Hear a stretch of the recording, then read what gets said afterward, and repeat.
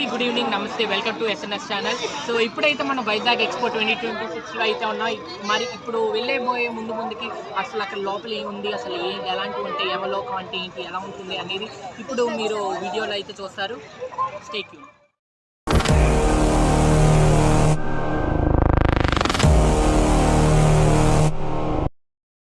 యమలోకం దూరంలో లేదు, మన కర్మల చివరిలో ఉంది. దేవుడు మౌనంగా ఉంటాడు, కర్మ మాత్రం అస్సలు నిద్రపోదు. ఏదో కథ అనుకోకండి, ఇది ఒక 100% ట్రూత్ అండ్ ఒక హెచ్చరిక. గరుడ పురాణం ప్రకారం మనిషి చేసిన కర్మల ప్రకారమే అతని గతి నిర్ణయించబడుతుంది. గుర్తుపెట్టుకో, మరణం అనేది అంతం కాదు, అది లెక్కలు మొదలయ్యే చోటు. గరుడ పురాణం ప్రకారం ప్రాణం విడిచిన క్షణమే యమదూతలు వస్తారు. ఎవరికి తప్పించుకునే అవకాశం ఉండదు.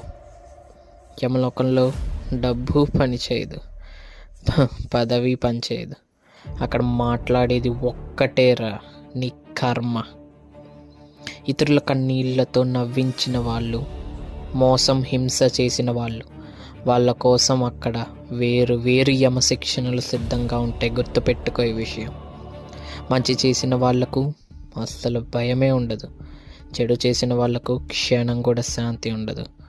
యమలోకం భయంకరం కాదురా, నీ జీవితమే దాన్ని భయంకరంగా చేస్తుంది. గుర్తుంచుకో, మనమందరం లెక్క చెప్పాల్సిందే.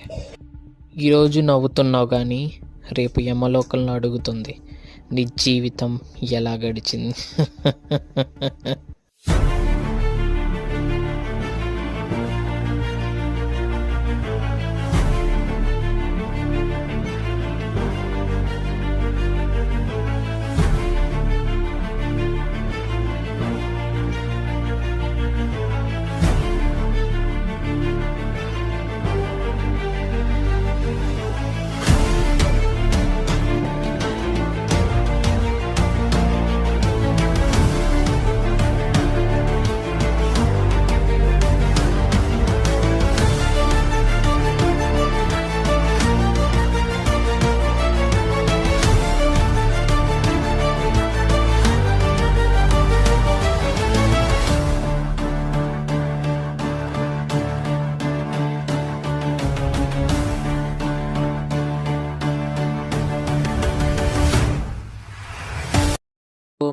ఈ యమలోకం సెట్ తర్వాత అయితే మేము స్వర్గలోకం సెట్కి వెళ్ళిపోయాం అన్నమాట.